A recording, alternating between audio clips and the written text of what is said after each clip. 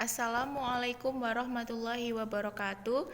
Selamat pagi anak-anak. Ya, hari ini kita akan belajar tentang materi lanjutan dari pembelajaran yang kemarin, SKI yang menelusuri jejak sejarah berdirinya dinasti Al-Ayyubiyah.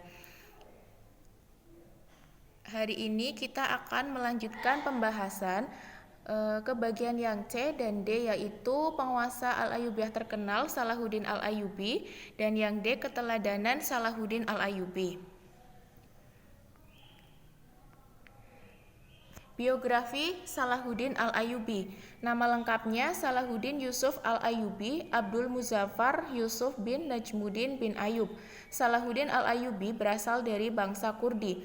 Ayahnya Najmuddin Ayyub dan pamannya Asaduddin Syirkuh hijrah bermigrasi meninggalkan kampung halamannya dekat Danau Van dan pindah ke daerah Tikrit atau Irak. Salahuddin lahir di Benteng Tikrit, Irak tahun 532 Hijriah, ketika ayahnya menjadi penguasa benteng Seljuk di Tikrit.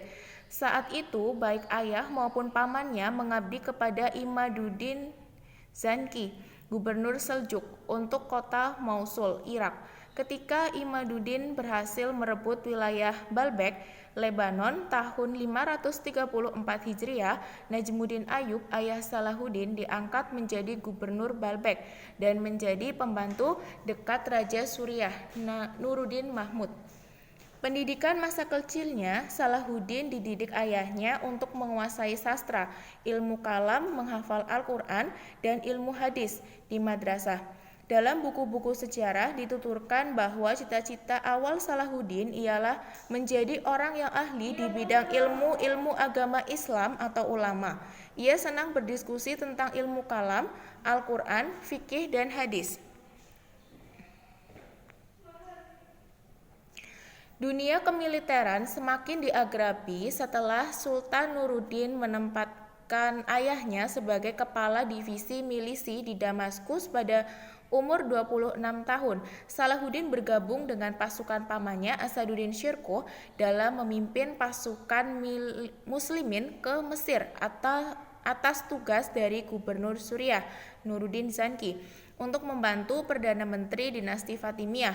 Menteri Syawal kembali kepada kedudukannya semula pada tahun 560 Hijriah. 3 tahun kemudian, Nuruddin Zanki kembali menugaskan Panglima Asaduddin Syirkuh dan Salahuddin Yusuf Al-Ayyubi untuk menaklukkan Mesir. Hal ini dikarenakan Perdana Menteri Syawar telah mengadakan perjanjian dengan Amauri, Panglima tentara salib yang dulu pernah membantu Dirgam. Perjanjian tersebut dipandang membahayakan posisi Suriah dan umat Islam pada umumnya setelah penyerangan kelima kali, tahun 1189 di Mesir, sehingga dapat dikuasai. Syirkuh kemudian meninggal. Selanjutnya Salahuddin diangkat oleh Nuruddin menjadi pengganti Syirkuh. Pada tahun 1169 ia diangkat sebagai wazir atau panglima gubernur menggantikan pamannya.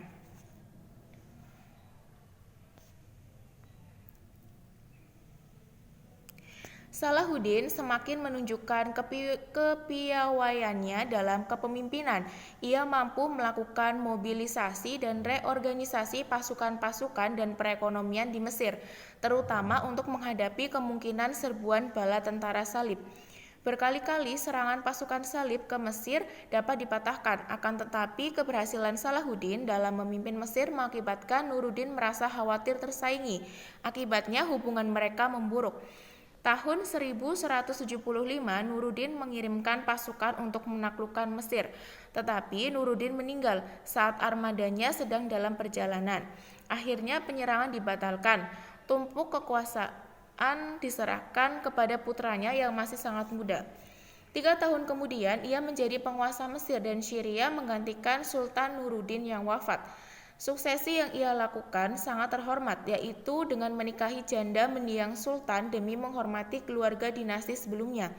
Ia memulai dengan revitalisasi ekonomi, reorganisasi militer, dan menaklukkan negara-negara muslim kecil untuk dipersatukan melawan pasukan salib.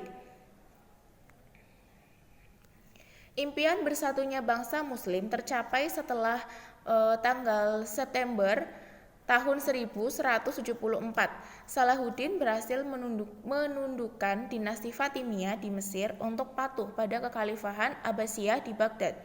Dinasti Ayyubiyah akhirnya berdiri di Mesir menggantikan dinasti sebelumnya yang bermadzhab Syiah. Pada usia 45 tahun, Salahuddin telah menjadi orang yang paling berpengaruh di dunia Islam. Selama kurun waktu 12 tahun, ia berhasil mempersatukan Mesopotamia, Mesir, Libya, Tunisia, wilayah barat Jazirah Arab, dan Yaman di bawah kekhalifahan Ayyubiyah. Kota Damaskus di Syria menjadi pusat pemerintahannya. Salahuddin meninggal di Damaskus pada tahun 1193 Masehi dalam usia 57 tahun. Yang selanjutnya yaitu keteladanan. Keteladanan yang dapat kita ambil dari sosok Salahuddin Al-Ayyubi. Yang pertama yaitu kepemimpinan.